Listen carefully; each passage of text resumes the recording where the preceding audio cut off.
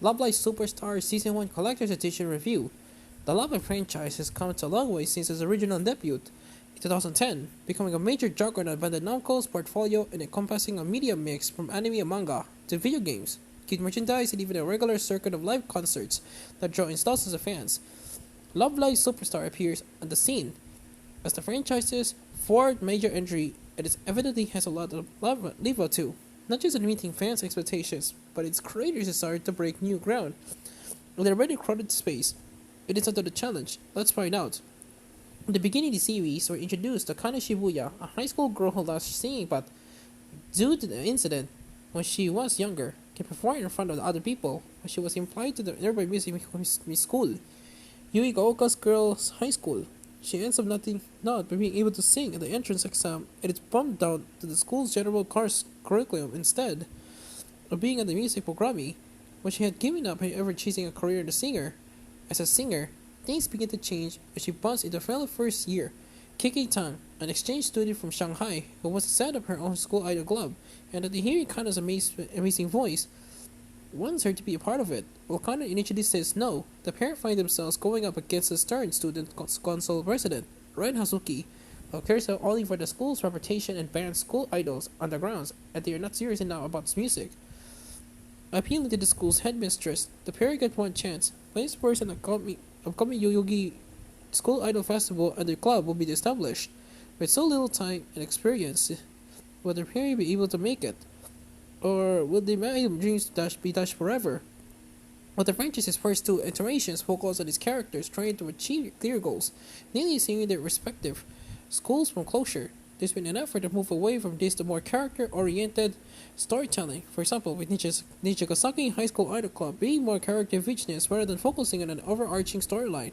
Superstar really takes this stride to another level, and instead, being focused on the music competition, is actually more of the character drama that examines the struggles of each of the main girls as they use music and the connection with each other to grow and mature.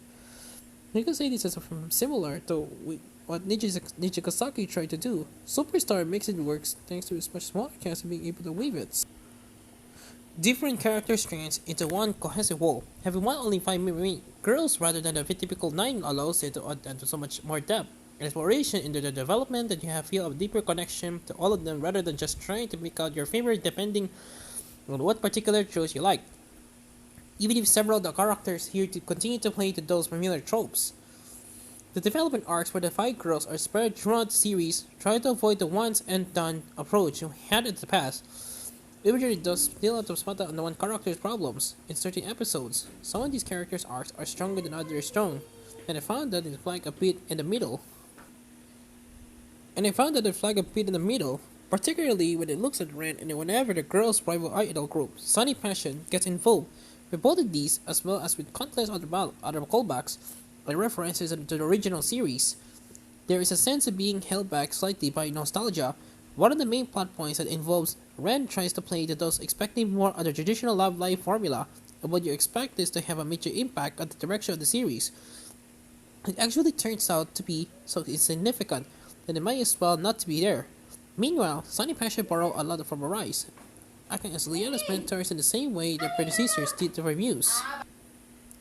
But as a result, they feel a step back from Sunshine's Saint Snow, as they don't feel the same level of connection between the two groups in a way that they could battle each other and push each other forward. These are just minor gripes during as I grow to love the series' direction overall over multiple rewatches. It's a currently fine with some great comedy and jokes between the main cast and the typical goofy Love Live style.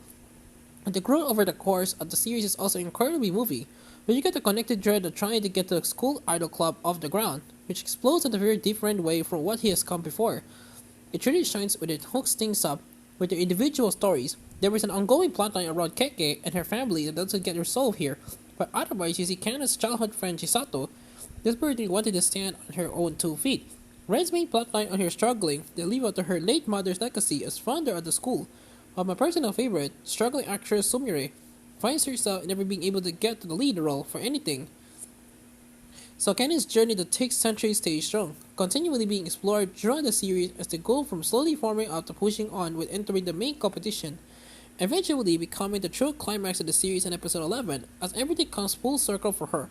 This does however leave the final episode in an odd place as it really just a reflection of where the group currently stand, but it also works as a great bouncing off point for the second season. The foundations are out there, and there's enough unresolved plot threads that it makes you eager to want to know what happens next. Animation for the series is once again handled by Sunrise, and it's clearly set up visually from Nichi Kasaki, and more so when compared against Sunshine. The art style is gorgeously cute, writing engaging really reflects the series' main settings of Harajuku and Shibuya, primarily bringing them to life. I always enjoy the franchise's rendition of real-life locations, and that remains true here, with recognizable renamed shops and boutiques lining up the sides of Takeshita Street and Cat Street. The new National Stadium takes pride of place as a venue for the main Love Live finals, although largely done to reference and promote the Olympic Games at the time the show aired, and famously using the exterior of a certain cafe for Cannon's house. The action animation also flows really well, while Yohei Morota's character designs are a lovely evolution of his previous work of the franchise. After Nichi Kasaki turned its musical parts largely into music videos, it's nice to see that they're more grounded in the story here while losing none of the visual splendor. It's the best CGI work the franchise has seen so far, and all the performances is impressing in their stage design and execution. The music itself is strong and makes its own mark on the franchise, although opting for a more delicate and mature tune that feels like a refinement of what you had in the original series. There were some more playful tracks too, of course, such as the bouncy Tokonatsu Sunshine and the jazzy electro swing inspired non-fiction, which has emerged as a fan favorite. The score composed by Yoshiaki Fujisawa has also fantastic carries the action with a range of both beautiful and fun themes, many of which you can clearly identify during the series. The voice acting in the series is excellent, and you can tell they both gone for the vocal talent in the Japanese language presentation.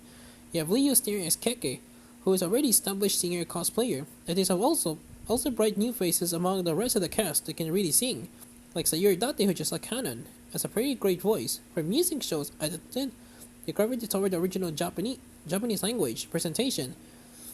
However, I didn't think the dub for this is very good, as the English cast fit the characters just as well as their Japanese counterparts. It's nice to see Chinese-American voice actress Julie Gu stepping into Leo's role for Keke here, which she pulls out brilliantly, and it's great having the multicultural representation, while the rest of the cast aren't really recognizable names either. Some have been around for a while but not really in big name roles.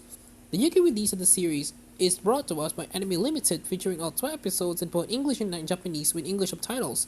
Packaged in a collector's art box, that full-size Scanavo case featuring artwork for the Japanese Blu-ray sets. This art is also featured in the included collection of the art cards.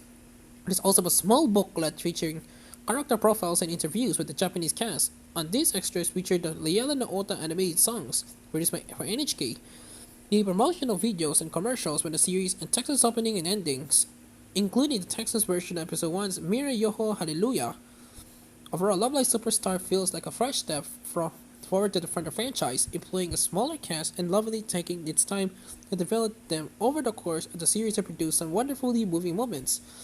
It's a more refined and mature package with some of the best music and visuals in the franchise yet, and in some areas it still feels like it's being held back by lingering nostalgia for the original, which may frustrate some longtime viewers. Even then, watching this is a lot of fun, and for newcomers offers a perfect entry point with plenty to fall in love with. 8 out of 10.